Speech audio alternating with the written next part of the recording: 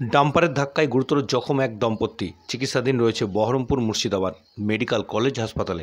ঘটনাটি ঘটেছে আজ মুর্শিদাবাদের বেলডাঙ্গার মহুলার 12 নম্বর জাতীয় সড়কের ওপরে। জানা যায় ওই দম্পতি তারা বাইকে করে যাওয়ার পথে রাস্তা পার হওয়ার কারণে একটি রাস্তা পার হয়ে আরেকটি রাস্তা পার হওয়ার আগেই মাঝখানে তারা দাঁড়িয়েছিলেন। সেই সময় একটি গাড়ি ডাম্পার নিয়ন্ত্রণ হারিয়ে সজোরে এসে তাদের বাইকে ধাক্কা মারলে ঘটনাস্থলে বাইকে বসে থাকা অবস্থায় দূরে ছিটকে পড়ে গুরুতর জখম হন ওই দম্পতি।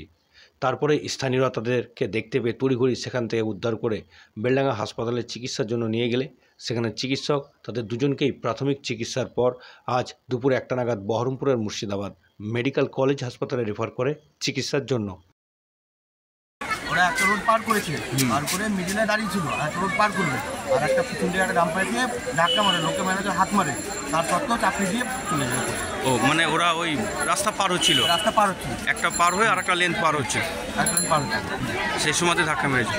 মানে লরিটা কোন দিক দিয়ে এসেছিল একটু বলা যাবে? বেলডাঙ্গা থেকে আসছিল। বেলডাঙ্গা থেকে আসছিল, মানে কি ওটা লরি না ডাম্পার? ডাম্পার। তোমার নাম?